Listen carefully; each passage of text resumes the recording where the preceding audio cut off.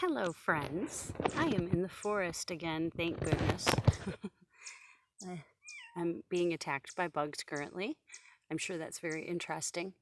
Um, Welcome to the weekly writing prompt, which is probably going to be interrupted by the meows of my cat, who seems to want to make a lot of racket despite the fact that he's a predator in a forest. Not really sure I understand that tactic, but hey, whatever works. Anyway. um, Probably going to be a brief video today since it's a beautiful day and I would rather be hiking than talking. And also, my cat's making noise. I'm not really sure I understand why. He's unusually meowing a lot today, so I don't know. Anyway, I hope that your week of envisioning expansion was an interesting one. Um, I don't know. This week has been an interesting week in the news for sure. I say interesting and I mean disturbing in some ways, in especially if you live in the U.S. There's a lot going on in the world right now, and I think we can expect that to probably continue for a while. I imagine it's probably not gonna, it's not gonna change. I think that we're facing some very serious issues in our world right now that we are having to come to terms with, and I feel like there's a good chance that things are going to continue to be very undisturbed, and we're going to have a lot of unrest. And that I say this, and here I hear gunshots in the woods. I don't think they're here, but I mean, interesting timing, right? All things happen for a reason. At any rate, this week I wanted to take another kind of similar direction, and the prompt, I'll just get right to it, is direct flow for this week. Um, and it's kind of along the same tack as envisioning expansion, because when you expand beyond the borders of what you think you are, and you can see yourself as bigger than you think. I don't think that we see ourselves. I think we often limit ourselves a great deal in terms of how we choose to live and what we believe we can do just by ourselves. But I think that if you can begin to see that expanded version of yourself as capable of doing so much more than you might actually think, particularly if you are still in that mindset of believing the stories that people have fed you your whole life in terms of how small you may be, which of course is not true at all. It's all about what you feel is right for you. It's never about what anybody else thinks of you, and no matter what they want to say, good or bad, all that matters is how you feel inside and what you are doing with that power that you embrace of your own ability. So I really feel like that is the take that I want to head toward this week with direct flow.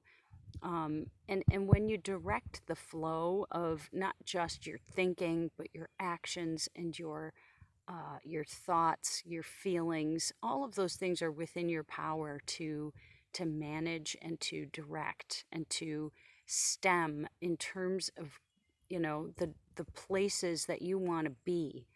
It's not necessarily about where you live or who you are or what you look like. If we allow those limitations to become who we are, then we are going to remain in those small states of mind. I really feel like, as a person who's grown up impoverished and at the disadvantage of being female and having certain other things that limited me, and then also seeing the other side of things where I have white skin, which is a privilege, um, and has afforded me opportunity. And there are other things that I feel have been an opportunity to be advantageous for me. those things are also in their way limitations, but they could also be positives. You know, we can choose. We can choose what we see as a positive, what we see as a negative, and what we want to do with that. And when we direct the flow of our actions and our thinking and our feelings and our ways of doing things in general, especially if we decide to direct that flow according to our own inner guidance as opposed to what anybody else tells us is right for us. Because how do they know? How does anybody know what's right for you? They don't live inside your skin. They don't have your thoughts. They don't feel your feelings. They have not had your experiences. They can't possibly know what's best for you. And I'm not saying we shouldn't ever talk to people about things we're experiencing or ask for advice of somebody or an opinion. But in general, I really feel like the best choices are always made when we decide for ourselves what is right for us. We are the only ones who know what is right for ourselves. Nobody else can tell us. So I feel like it's an important aspect of our coming experiences and the current crises that we are managing in the world at large to understand how important it is that we really consider how we direct our actions and our thoughts and our emotions going forward. And when we get a handle on that, we truly change our lives and we can change the lives of people around us. So it's just something to think about this week. And I hope that if you are doing this with anybody else, that you're getting a lot out of that experience. And it can be very empowering when you share this sort of thing with other people. I do believe that the more people who are doing things like this together, the more powerful they become. Because when you get groups of people doing things, there is scientific evidence that, for instance, group meditations or group prayer or group movements of any kind that are taking a certain direction, both positive and negative, are going to have a bigger impact.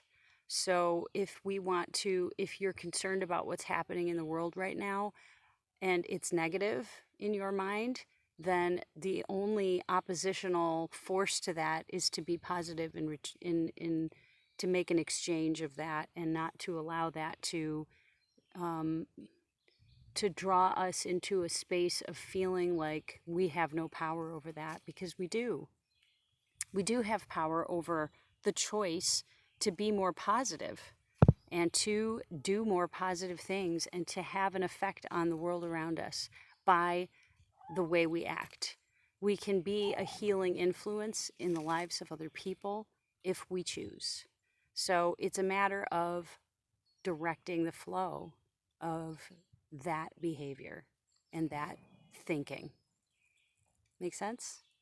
So, with that, I will leave you and I will say again, as I have for the last few videos, in case you're new here, the way this works is you start your morning by writing down the prompt as an intention for your day. You wake up, you roll out of bed, you hopefully have a notebook right there, and you just write this as your intention for the day. So direct flow is what you would write after my intention for today is. And then at the end of your day, right before you go to sleep, you write a brief reflection, 1 to 5 minutes. Shouldn't be very difficult. Write about the subject of directing flow for this week. Just whatever comes to mind about that subject. What did you notice? How did you feel? What actions did you take? Those kinds of things are what you want to write about, and allow your brain to just divulge whatever it finds. And if you just let your hand write whatever comes into your mind, that's going to dip down into the subconscious more readily and be more likely to actually pull the positive experiences that you have had throughout your day around that intention. So letting your pen be directed just by what comes to mind randomly. Try not to be careful or worried about grammar or anything like that. That's not what this is about. Just write whatever words come into your head and just let your pen go. It's not about grammar or perfect spelling, and no corrections. Just don't edit anything. Just keep writing. And eventually, over time, as you do this more often, you tend to channel the deeper thoughts from your mind and the things that you were thinking during your day and noticing. And the more you do this, the more likely you are to focus on the positive and change the way you feel. Okay? So, with that, I'm getting attacked by bugs, and so I am going to go now. And I will see you next Saturday. I hope you have a wonderful week, everybody.